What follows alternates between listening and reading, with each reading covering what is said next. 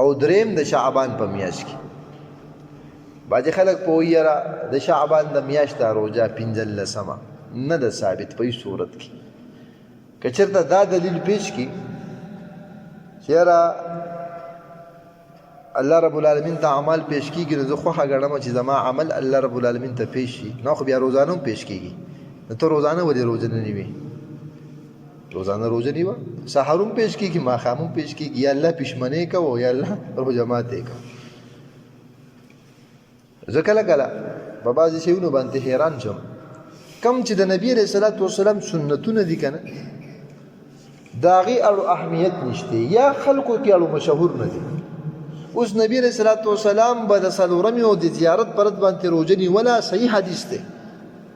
او نبی علیه صلات وسلام وایي چې زه خوښه ګڼم چې زما اعمال الله ته پیش کیږي او زه روژهدار یم